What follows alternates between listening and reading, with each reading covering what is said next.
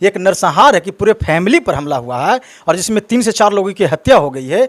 अब अभी तक एसआईटी गठित नहीं हुई है, तो सरकार क्या कर रही है? क्योंकि इसमें बार बार सवाल ये उठा आ रहा है कि वहाँ का जो एसएचओ है वो एक कास्ट के होने के कारण आरोपियों को बचाने की कोशिश, तमाम तरह की कोशिश की जा रही है। जब हमला हुआ है तो उनकी माँ उनके साथ सो रही थी, तो वो एक विटनेस हैं और अपराधियों की ये कोशिश रहेगी कि अगर उनकी माँ पे हमला होता है, उनकी माँ को अगर खत्म कर दिया जाता है तो केस पूरी के पूरी तरीके से खत्म कर दिया जाएगा और फिर जब आरोपी जो होता है वो कोर्ट से बाइज्जत बरी हो सकता है। सन की प्रेमी को क्या सजा मिलना चाहिए, कितना सजा मिलना? देखिए आप चूंकि मर्डर का केस है तो आप किसी एक का मर्डर कीजिए चाहे 10 का मर्डर कीजिए, मर्डर में आपको फांसी की सजा तय है और ये कोर्ट पे डिपेंड करता है। लेकिन इतना जान लीजिए कि अगर फांसी की सज़ा नहीं हुई तो उम्र कैद की सज़ा तो कन्फर्म है ही। देखिए छपरा में सनकी प्रेमी ने किस प्रकार से प्रेमिका के घर पे नरसंहार किया और उसके बाद से पुलिस प्रशासन जो है जिस प्रकार से लापरवाही कर रही है सरेआम दिखाई दे रहा है। लगातार महिला विकास मंच की टीम पहुंची और वहां पे जो है पुलिस प्रशासन की लापरवाही दिखाई। अब जो है हमारे साथ बबलू सर है पटना हाईकोर्ट से और हम कानूनी तौर पे जानेंगे कि उस प्रेमी के साथ क्या होना चाहिए। पुलिस प्रशासन जो इस प्रकार से लापरवाही कर रही है उन लोगों पर कैसा कार्रवाई हो सकता है। बहुत बहुत स्वागत है सर। आपका भी बहुत बहुत शुक्रिया सर। जिस प्रकार से प्रेमी ने नरसंहार किया, एक परिवार को खत्म कर दिया। देखिए ये हमारे सरकार का और लॉ एंड ऑर्डर का बहुत बड़ा फेल्यूर है कि एक दिन दहाड़े या रात में जो भी है किसी घर में घुसकर किसी पूरे परिवार को ख़त्म कर देता है। तो एक सरकार पर सवाल उठता है कि अभी तक वहाँ का जो एसपी है इस पर अभी कितना एक्शन ले चुका और वहाँ का जो एसएचओ है, वहाँ का जो थानाध्यक्ष है उस पर कार्रवाई नहीं हुई, उसको सस्पेंड करने की ज़रूरत थी। क्योंकि इसमें बार बार सवाल ये उठा आ रहा है कि वहाँ का जो एसएचओ है वो एक कास्ट के होने के कारण आरोपियों को बचाने की कोशिश, तमाम तरह की कोशिश की जा रही है। क्योंकि आपने कहा था कि वहाँ पर महिलाओं को जिस घर में कांड हुआ है उसके घर में सिर्फ एक उनका बेटा बचा और उनकी माँ बची है और जितना बड़ा नरसंहार हुआ है तो मुझे तो लगता है कि उनके घर में जो 2 लोग बचे हैं उन पर भी आने वाला समय में यह हो सकता है कि उन पर भी इस तरह का कोई खतरा हो कि उनको पर भी जानलेवा हमला और उनका भी मर्डर किया जा सकता है। तो ये प्रशासन का फेल्यूर है, ये सरकार का फेल्यूर है और लॉ एंड ऑर्डर पर बहुत बड़ा सवाल करता है कि क्या फिर से जंगल राज वापस आ गया है, सुशासन का राज है या नहीं है। तो एक गंभीर सवाल उठता है प्रशासन पर। छपरा प्रशासन पे जो है लगातार सवाल उठ रहा है। प्रेमिका चांदनी, जो मृतक प्रेमिका चांदनी थी, उसकी मां का आरोप है सर कि जिस प्रकार से हत्या हुआ उसके बाद हम पुलिस प्रशासन को बुलाएं, पुलिस प्रशासन जो है यहाँ से 100 लेकर जाती है, बिना बताए बिना पंचनामा के 100 लेकर चली जाती है। हाँ तो देखिए मैंने तो कहा था ना कि वहाँ का जो एक कास्ट के होने के कारण इस तरह के और हमेशा रहा कि जब केस को मैनिपुलेट करना होता है, एविडेंस को कमज़ोर करना होता है, छुपाना होता है, रिडिकेट करना होता है, तो इस तरह के काम पुलिस प्रशासन के द्वारा किया जाता है। और इसमें मुझे पूरा विश्वास है कि इस केस के एविडेंस को कमज़ोर करने की प्रशासन की तरफ से पूरी कोशिश की गई। क्योंकि तमाम बहुत सारे लोग वहाँ पर गए और हल्ला हुआ है, तब उनकी माँ को सुरक्षा दिया गया, कांस्टेबल, लेडी कांस्टेबल तैनात किया गया है।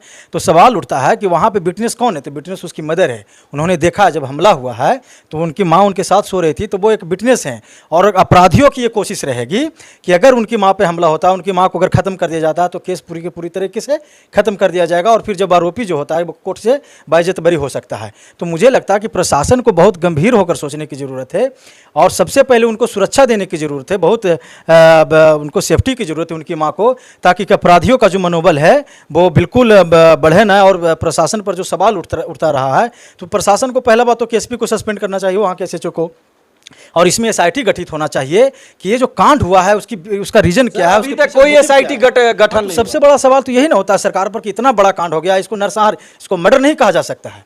एक नरसंहार है कि पूरे फैमिली पर हमला हुआ है और जिसमें 3 से 4 लोगों की हत्या हो गई है। अब अभी तक एसआईटी गठित नहीं हुई है, तो सरकार क्या कर रही है? सरकार ऐसे सन की प्रेमी को क्या सजा मिलना चाहिए, कितना सजा मिलना? देखिए आप चूंकि मर्डर का केस है तो आप किसी एक का मर्डर कीजिए चाहे 10 का मर्डर कीजिए, मर्डर में आपको फांसी की सजा तय है और ये कोर्ट पे डिपेंड करता है। लेकिन इतना जान लीजिए कि अगर फांसी की सज़ा नहीं हुई तो उम्र कैद की सज़ा तो कन्फर्म है ही। लेकिन चूंकि कोर्ट में बहुत सारे चीज़ों देखा जाता है कि क्रिमिनल जो बैकग्राउंड उसका क्या है, आरोपी का वो उसका समाज में किस तरह का उसका रवैया रहा है, बिहेवियर रहा है, उसका मर्डर करने का मोटिव क्या रहा है, इंटेंशन क्या रहा है, तो तमाम चीज़ें देखी जाती है। लेकिन आप इतना जान लीजिए कि फांसी की सज़ा तो इसमें तय है। सर जिस प्रकार से वो कहा था कि उसकी मां का बयान है कि कह रहा था, धमकी दे रहा था लगातार कि मार देंगे और इस प्रकार से प्रेमी के मन से कानून का डर उठ जाना, तो यही तो सवाल खड़ा होता है कि जब कोई लगातार कोई व्यक्ति किसी को थ्रेट करता है, इंटीमेट करता है कि हम तुम्हारा मर्डर कर देंगे, तुम हमसे बात करो, तो मुझे लगता है कि ये सरकार का फेल्यूर, ये प्रशासन का फेल्यूर। उस प्रशासन को पहले ही एक्शन लेना चाहिए थी, उसको पहले हिरासत में लेने की जरूरत थी। लेकिन चूंकि इतनी बड़ी वारदात हो गई है उसके बाद भी प्रशासन गंभीर नहीं है, तो बहुत बड़ा सवाल है। तो मैं ये कहना चाहूँगा कि अगर वो लोग हमारी वीडियो देख रहे हैं तो हम चाहेंगे कि जो आपका जो केस है इसमें SIT गठित होनी चाहिए, क्योंकि अभी तक SP के तरह जो जिला प्रशासन है उसके तरफ से इसे ऐसा कोई बात इस तरह का स्टेटमेंट कुछ नहीं आया है। तो हम चाहेंगे कि आप हाई कोर्ट में आइए और हम लोग क्रिमिनल रिट दायर करेंगे, और दायर करेंगे माननीय न्यायालय के सामने हम लोग जाएंगे, वहाँ प्रेयर करेंगे कि इस मामले में SIT गठित हो या इसमें CBI को हैंड ओवर किया जाए केस, या हो सके तो फिर ये भी रिक्वेस्ट हम लोग करेंगे कि जो रिटायर्ड जज हैं वो कमीशन एस्टैब्लिश करके उनको न्याय दिलाने की कोशिश करेंगे। उसका जो फेयर इन्वेस्टिगेशन वो फेयर तरीके से जांच करके जो पीड़िता है, जो पीड़िता के माँ है, भाई है या जो भी हैं, उनको न्याय दिलाने की कोशिश करेंगे। तो एक बड़ा गंभीर सवाल होता है कि लगातार इस तरह के मर्डर हो रहे हैं, कभी बच्चियों पर को बलात्कार करके मार दिया जाता है, कभी एसिड से जलाकर मार दिया जाता है, कभी पूरे परिवार को ख़त्म कर दिया जाता है। तो मुझे लगता है कि जब तक हम लोग हाई कोर्ट में नहीं जाएगा और हाई कोर्ट इस पर कड़ी एक्शन नहीं लेगी, SIT गठित नहीं होगी, CBI को इन्वेस्टिगेशन के लिए नहीं सौंपा जाएगा, तो मुझे नहीं लगता है कि इस तरह का बर्दाश्त रुकेगी। क्योंकि जब अपराधियों का जब मनोबल बढ़ता है तो देखिए पुलिस प्रशासन तो खुलेआम बिक जाती है। आप देख रहे हैं कि चीज़ों की कि हमने श्रेया बलिया, क्या लगता है सर इस केस में भी पुलिस प्रशासन बिक रही है? आप देखिए ना भाई कि अभी तक SIT गठित हो जाना चाहिए, अभी तक उसमें और भी तमाम तरह के जो आरोपी शामिल हैं उसको अरेस्टिंग होना चाहिए, लेकिन अभी तक 2 ही व्यक्ति का अरेस्टिंग हुआ है। पकड़ा रोशन और अंकित, तो उसके बाद उसको जेल भेज दिया गया, अभी तक उसके आगे की कार्रवाई पता नहीं, आगे कार्रवाई नहीं हुई। और दूसरी बात जो सवाल है कि उनकी माँ को पुख्ता सुरक्षा देने की जरूरत है, क्योंकि उस केस में जो आई विटनेस है उनकी माँ ही है। तो उनकी माँ पे मुझे लगता है कि गंभीर खतरा है, उनके साथ कुछ भी हो सकता है, इसलिए प्रशासन को गंभीरता से सोचने की ज़रूरत है।